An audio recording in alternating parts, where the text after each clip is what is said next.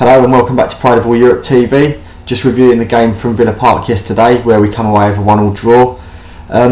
If we're going to look at it realistically, it wasn't a bad point. Villa started well, they took the lead, they created a lot of chances. Benteke bullied our defence, so to come away with a point you've got to be more happy than not. I know we went into the game 6 wins from 6. Villa ain't exactly a high flying side at the moment, so many people expected 3 points. But when the lineup was announced and you saw the likes of Johnny Evans and Darren Fletcher in there, you know, alarm bells started to ring. That's quite a depleted squad when them boys have got to start. Now, don't get me wrong, I absolutely love Darren Fletcher. He's been a model pro and an ambassador for the club, but he's not up to. He's not the player he was. That injury, that illness he had, has really, you know, hit him for 6, and he's not the calibre of midfielder that he once was. And I think that sort of showed that why he got taken off at half time when Van Gaal swapped it around, put Blackett at the back and moved Carrick into midfield. You know, he used to have an engine, he used to get about players, and he could play as well. But sadly for Fletcher and for the club, he's just not the guy he was. The other one I've mentioned there, Johnny Evans, I don't think he's United standard. I think he's alright. When he used to play alongside Vidic or Rio, they made him look good. He looked like he was going to be the next big thing. He was young. He's not young anymore. He's a senior defender, and for Benteke's goal, he got sold 2 dummies. He constantly gives the ball away. Every time we play a match, you know that he's got a mistake in him. For that reason alone, I think it's time we shipped him off. I think he's got to go somewhere like Sunderland or Hull. I'm pretty sure Steve Bruce would have him if we're honest. But it's sad because I don't like slating our own players. But I've said it for a long time. Johnny Evans just isn't good enough to play for United. There was a lot of talk in the summer about us going for Ron Vlaar, and on the basis of yesterday's game, I would rather have Vlaar than Evans or Jones at this moment. But that's probably, that's a topic for another video, I guess. Looking at yesterday, there was a lot of movement, there was a lot of passes, there was just not much end product. In the first half, it seemed like we was reluctant to get anywhere near their goal. But obviously, once we went 1-0 down, the second half, there was a bit more enthusiasm, a lot more urgency.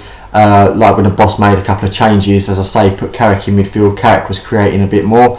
Falcao bagged up his goal, which is good. He got his start. We've all been crying out for him to get a start, and he scored. So fingers crossed he'll keep his place for the foreseeable future, keep fit, keeping that starting 11. The thing about Falcao is he's your typical goal poacher. He reminds me of Van Nistelrooy. He doesn't really want to do anything outside of the area. He just wants that ball to come to him in the area, and you know that when he gets it, he'll score. So if you look at Falcao's career at the moment, United career at the moment, 2 goals, but he's only really started a handful of games. If you looked at it in minutes to goals ratio, I'm pretty sure he's up there because he's only played 5, 10, 15 minutes a couple of times. I think that might be only his second 90 minutes he's completed. It might even be his first. I'm pretty sure it's his second. But I'd keep him in the side for the next game against Newcastle, because I think like with Simon Van Persie, once a striker scores 1, they tend to go on to get another couple. We definitely missed Fellaini and Herrera yesterday.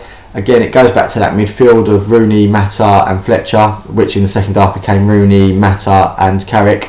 And we need a driving force in there, which Fellaini obviously does, which Herrera does. Herrera was injured, Fellaini was ill, so more people to add to that long list of absentees. But on a plus side, Di Maria's back. Now, again, fantastic pace, fantastic skill. When he came on yesterday, he seemed to be trying a bit too hard. He kept getting the ball, cutting inside, shooting. It happened 2 or 3 times. Just relax, get on with your game. Stop trying to be the match winner.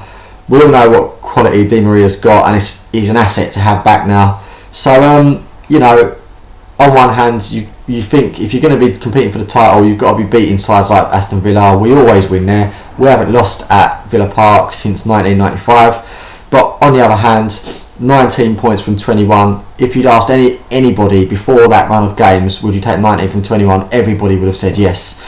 So I'm relatively pleased going into Christmas now.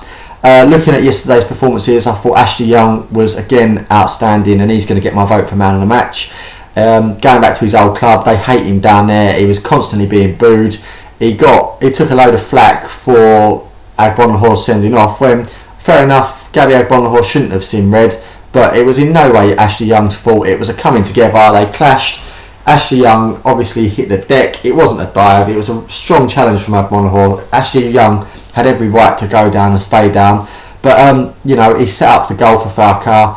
He was really good up and down the flank, even when he got switched to the right hand side. He's dangerous. He can do his defensive duties very well, but he also whips in a very, very good cross. So for me, Ashley Young was excellent and my man of the match for yesterday.